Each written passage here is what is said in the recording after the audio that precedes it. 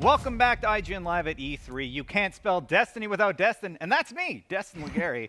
We just learned that a ton of changes are coming to Destiny 2, starting with a new expansion, Shadowkeep. To discuss Destiny 2 New Light and Shadowkeep with us, please welcome my IGN colleague, CJ Gibson. What's up? And Raylene and DeeJ from Bungie. Hi, thanks for having us. Join us, yeah. Hi, guys. Thank you for coming. So we have a lot of questions. Canadian Mountie of Destiny, sorry. I knew it was going to be something. Continue. We have a lot of questions. First up, New Light. New Light is the free-to-play expansion. Yeah. Why don't you tell us a little bit about it? Yeah, it's actually it's cool because it's not an expansion. It's actually just the game. Yeah, it's not a new like trial. It's just like now every player, whether you're old Guardian or a new player, can come and check it out. So it is geared towards new players, but everybody can enjoy it, and it is free, which is amazing. And it's a lot of our content. So you can play through Red War campaign, you can play through Curse of Osiris, and there's Warmind. And it's all about breaking down those barriers to get you and your friends playing together faster. Awesome. Right, so yeah, it's really cool. So when you guys were making that decision, obviously, there's a lot of free-to-play models out there. We always had the discussion of, maybe you could do PvP for free, or, you had the free weekend. What was the deciding factor in going, okay, this is the stuff that we want to offer to players in this package?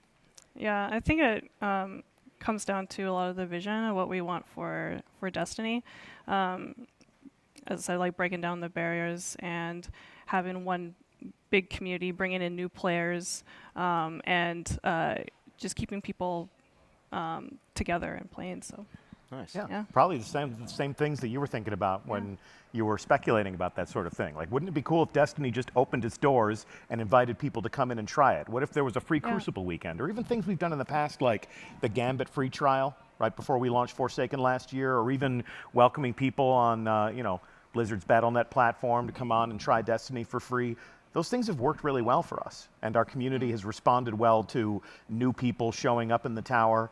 Anytime you see somebody out in the wild running around with, like a really low power score, and like nothing in their collections, it's like it's a new person. Yeah. I can show up and I can throw down my super and I can show them how cool my sparrow is, and that's really what the game is about. Those social connections, doing awesome things, and being witnessed by other people who see you do them. So we just want to expand the boundaries of the community, and like Raylene said, dropping the barriers is a huge theme for us. Dropping barriers between people who might not be members of our community yet, dropping barriers between people who are established in the community but might be playing on different platforms. We're opening it wide up, and we're making it a lot more fluid this year.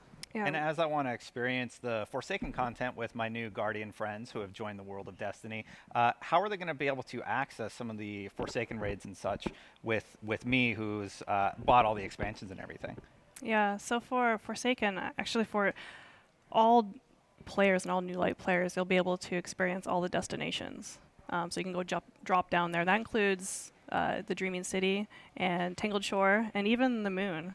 Right, so you can jump down there and check it out. And for those players that want to have more story and want to check out Forsaken, there'll be a separate pack available on the store, and so that'll include the raids, the year 2 raids, and the exotic quests, as well as the campaign content. Yeah. Nice. And how have you figured out the pricing structure for their entry? Is it going to be like, hey, I want to go do this strike, guys, or mission that's on the moon? It's going to be like, oh, hold up, got to go to the store and grab that quick, and then you can join me on my adventure? A lot of the content will be accessible to all players. So all strikes in the strike playlist. Cool. Right. Nice. So when you jump as a new player, you'll play through the Cosmodrome. Is it the old mission from D1, and we're revamping it. Yeah. That's awesome. So it's pretty exciting. That's great. That's what I'm working on. It's really cool. Awesome. And that's about 10-15 minutes long, and then when you finish that, you grab a ship and you head straight to the tower. So when you're in the tower, you can start playing strikes, you start playing Crucible, Gambit. You can go jump down to the destinations as well. And so we're trying to make it really easy for you to start doing the things that your friends are doing as well. Yeah. That's cool. I think what you mentioning there, just the moon, I think that was probably my favorite destination. Mine too. Yeah. We've heard just, and seen little glimpses of it. What was it like, revisiting the moon again and seeing some of those familiar locations, but then expanding upon them? Yeah, it's pretty cool. It has some of that nostalgia. Mm-hmm. The moon's my favorite destination too. I think because it's so grounded to Yeah. And it's also expanded a lot. So I know that the team is working on giving new spaces within the moon and surprises for players that have already experienced it, and then new light players have. It's going to be brand new to them, which is also pretty exciting. And Eris is back, and she's one of my favorite characters, so I'm really excited to see what the team is doing with her and the stories that are going to be told.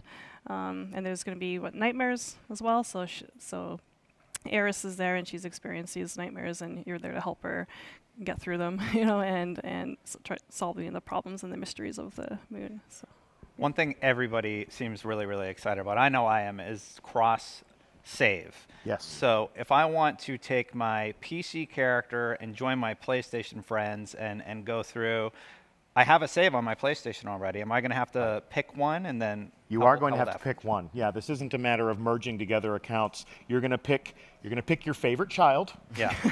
And Not possible. And then you're going to duplicate that account across different platforms. So we'll have that workflow better defined, and we'll invite you to participate in that later on Bungie.net. So you'll come to Bungie.net, you'll pick your primary account. These are my favorite Guardians. It's possible. Especially if you just have one Warlock, life is so much Well, easier. listen, 100 right? each. We'll get into it later. So you bring your Arc Warlock and your Suros regime, which is really the best way to play Destiny, and then you can link different accounts together. So the cool thing about this is that progression is persistent. That sharing is ongoing. So if you are on PC, you go visit your PlayStation friends, and over on the PlayStation at that moment, you earn a new exotic that you've been really craving, like the Suros regime, for instance. You can then jump back over to PC, jump back in with some of your friends over there and be like, look what I just got over on PlayStation, because it's instantaneous. Yeah. It's not like just some one-time transfer. It's ongoing. So as you move from platform to platform to platform, all that character growth is shared in all the places that you play. So as a community manager, I have been dreaming about this for years. I can move, between all these different platforms. I mean, I'm going to have like a Stadia station right there at my desk at work, and just be able to play Destiny with any of the people in our community, and hear what they're talking about in real time, and not have to sort of regrind these characters up to a respectable level. I think it's the most exciting thing that people talk about at the studio. Is this because oh man, I have so many friends that play on PlayStation, but I play a PC so I can load it up at work easily. But I'm like, oh yeah, now I can finally play with some of my old crew from back home. So yeah, it's cool. Absolutely. Yeah. And one passive benefit to this, you guys said no more platform exclusives. I'm very happy about that. It's more unification of the community. Yeah. Right. And that's something that's really mattered to me. It's been really, really important. So thank you for that. We've had that conversation on several occasions. Prior E3. So I knew that, sometimes we get a hold of the new news we get to deliver, and we can think about the people with whom that's going to land the most. And I knew you'd be very happy about no more console exclusives, no more platform exclusives. Yeah, for sure. It is nice. I mean, we've come into this at different points in time. We had PlayStation 4 early on for us. Then we did switch over to PC. So, it's nice that we can play both. I mean, I play with my kids now, so too. It's really, thank you very much for that. I had a question too, just about cross-play. Obviously, is the next question. Great. Cross-save, cross-play. Is that a possibility? I know there's a lot of talk about a bunch of other people doing it. We'd love to see that in the future as well too. Is that something you guys are maybe experimenting or? I know Mark Noseworthy was down here at E3 with us earlier in the week and has since gone back to Bungie. We've got a lot of work to do. That's the work we're focused on right now. So cross-save is what we'll be delivering September 17th. As for what the future holds, I mean, obviously, our goals right now, our mission as developers is to unite the community, to drop those barriers. Cross-play could fit into that future. It's absolutely not something we would be able to forecast or announce at this time, but we certainly see the virtue, we see the benefit in it. We also see a lot of hard work we would have to do to get there, and right now our mission is to go to the moon. Sounds good. Yeah. It looks great. Yeah, I have everything that I need on PC. I bought all the expansions and everything. And one question I have to ask, because everybody keeps asking me this, when I want to transition to Google Stadia, or if I want to transition to Xbox where I don't own any of that stuff, does it need to be repurchased? And how are you taking down those barriers to entry if it does?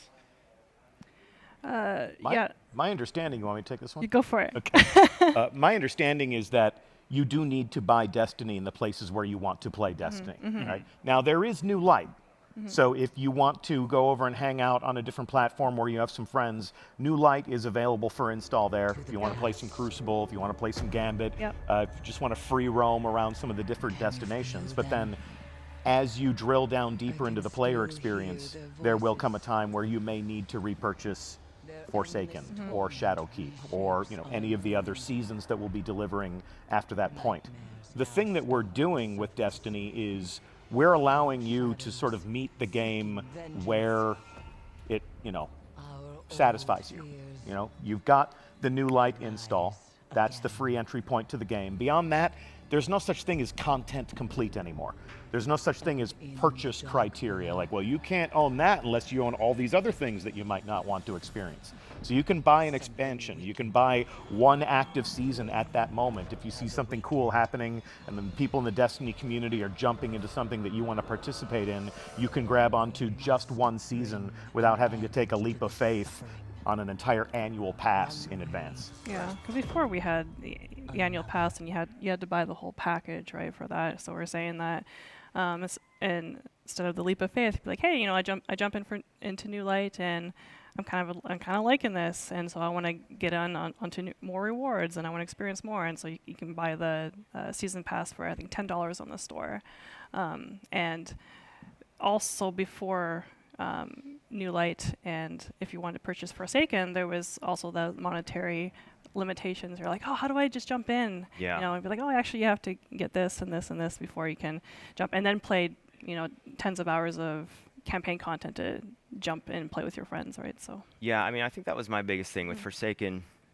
Obviously, great content. Yeah. It was difficult to tell people how to play it in a way because of the way Warmind and Osiris fit into that equation. So, knowing that moving forward, is your guys' plan to potentially, have a little bit of a season pass at a later date, or to do releases maybe like once per quarter or something like that? Or has that been discussed? Yeah, I think for this year it's seasonal content, so there'll be one per season for $10. I don't think we're past this year, 2019. I don't think we've announced anything. No, we're past talking that, about right? So 1 year of Destiny right now. yeah, And it's if a you crazy want- year. Yeah. Now, for hardcore players like yourselves, we do have a digital deluxe edition of Shadowkeep. Yep. That gets you Shadowkeep, the season in which Shadowkeep occurs, and the 3 seasons that will follow. So you can buy a year of Destiny content that's contained in the digital deluxe edition. If you just want to play Shadowkeep and see where life takes you, if you're a more casual Destiny player out there in the world, and then later on, if you find the seasons compelling, you're not missing out on anything. You can just pluck one season off the tree and enjoy it for what it is without having to invest in all of them in advance. Awesome. Yeah. Well, thank you, everyone. I don't need an excuse to play more Destiny, but I'll take it. Speaking of Destiny, if you're a Destiny fan, stay right where you are, because coming up next, we got a very special E3 episode of Fireteam Chat, IGN's Destiny show. That's happening right after this. Then we've got Ancestors, the Humankind Odyssey, followed by Oddworld Soulstorm, before we finish off day 4 of our coverage with a very special E3 Unlocked featuring Kumail Nanjiani from Silicon Valley, The Big Sick, and so much more. Don't go anywhere. E3 coverage continues right after this.